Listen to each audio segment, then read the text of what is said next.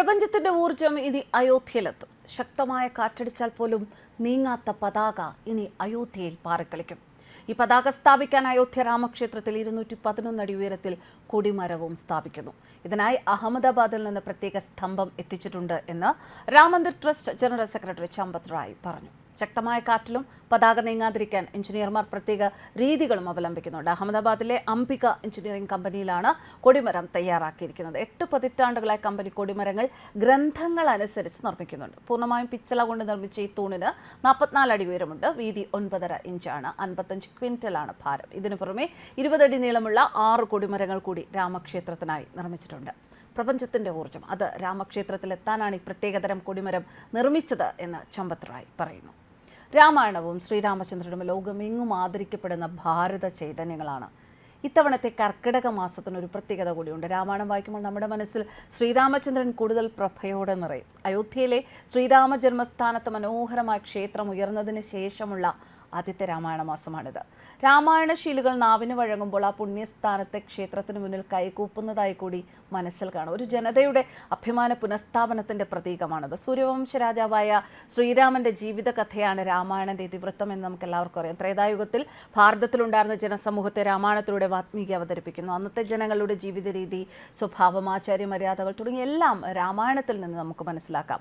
കർക്കിടക മാസത്തെ കള്ളക്കർക്കിടകം എന്നാണ് മുൻപ് മലയാളി പറഞ്ഞുകൊണ്ടിരുന്നത്. ഇടമുറിയാതെ പെയ്യുന്ന മഴ, പണിയില്ലാതെ വലയുന്ന ജനങ്ങൾ, മഴക്കാല രോഗങ്ങളുടെ ആധിക്യം, കർക്കിടകം, ഇതൊക്കെ ആയിരുന്നു മുൻപ്. കർക്കിടകം എന്ന് കേൾക്കുമ്പോൾ മനസ്സിലേക്ക് ആദ്യം നമ്മുടെ ഓടിയെത്തുക പഞ്ഞമാസം എന്നതായിരുന്നുവെങ്കിൽ ഇപ്പോൾ അത് രാമായണ മാസമാണ്. ഭക്തിയും ആധ്യാത്മികതയും ഒക്കെ നിറഞ്ഞ പുണ്യമാസം. മഴപ്പെയ്ത്തിൻ്റെ തണുപ്പിൽ രാമായണ പാരായണത്തിൻ്റെ ആ ഒരു ഇമ്പം, ഭക്തി ഇതൊക്കെ നിറയുകയാണ്. പഞ്ഞക്കർക്കിടകത്തിൽ രാമായണ ശീലുകൾ ചൊല്ലുകയും കേൾക്കുകയും ചെയ്യുന്നത് സമൃദ്ധിയുടെ ചിങ്ങമാസത്തെ വരവേൽക്കാനാണ്. രാമൻ്റെ അയനം അഥവാ യാത്ര എന്നാണ് രാമായണത്തെക്കുറിച്ച് പറയുന്ന ഒരു അർത്ഥം.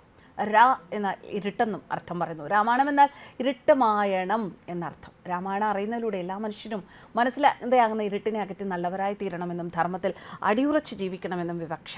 രാമായണത്തിലെ കഥാപാത്രങ്ങളിലൂടെ അത് വായിച്ചറിയുന്നവരെ നല്ല വ്യക്തികളാക്കാനുള്ളതെല്ലാം വാൽമീകി ഒരുക്കി വെച്ചിട്ടുണ്ട്. ഇനി കർക്കിടകം സുഖചികിത്സയുടെയും കാലമാണ്. സസ്യാഹാരം ഭക്ഷിച്ച് നല്ലത് മാത്രം ചിന്തിച്ച് ലോകത്തിലെ ഏറ്റവും പ്രശസ്ത സാഹിത്യകൃതിയായ രാമായണ കാവ്യം മനസ്സിലും ശരീരത്തിലും ഏറ്റുവാങ്ങി ഒരു ജനത ധ്യാനമൊരുക്കും. ഭക്തിയുടെ നിറദീപങ്ങളാണ് ഓരോ വീട്ടിലും രാമായണത്തിനൊപ്പം തെളിച്ചു വെക്കുന്നത്. എങ്കിലും അക്ഷരങ്ങളെ ഈശ്വരന് തുല്യം സ്നേഹിക്കുന്ന ഒരു ജനതയുടെ സംസ്കാരത്തിൻ്റെ തെളിവ് കൂടിയാണ് രാമായണ പാരായണം. ഒരു കാലത്ത് കേരളത്തിൽ രാമായണവും മഹാഭാരതവും നശിപ്പിക്കണമെന്നും ക്ഷേത്രങ്ങൾ ചുട്ടരിക്കണമെന്നും ഒക്കെ ആഹ്വാനം ചെയ്ത അവിശ്വാസികളുണ്ടായിരുന്നു. അവരുടെ പ്രക്ഷോഭമുണ്ടായിരുന്നു. വിശ്വാസികൾക്ക് നേരെയുള്ള യുദ്ധമായിരുന്നില്ല അത്. ഹൈന്ദവിക മൂല്യങ്ങൾക്ക് എതിരായി ഉയർന്ന യുദ്ധം.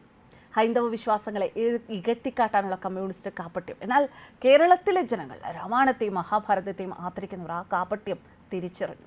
രാമായണത്തെ കൂടുതൽ സ്നേഹിച്ചു, ആദരിച്ചു. അങ്ങനെ ചെയ്തുകൊണ്ടാണ് നിന്ദിച്ചവർക്ക് മുന്നിൽ പകരം വീട്ടി ഓരോ ഹിന്ദുവും കരുത്ത് കാട്ടിയത്. കർക്കിടക മാസം വരാറായി. രാമായണത്തെ നമുക്ക് വളരെയധികം ഭക്തിയോടുകൂടി ഈ വർഷവും ആദരിക്കാം. ന്യൂസ് ഡെസ്ക് കർമ്മ ന്യൂസ്.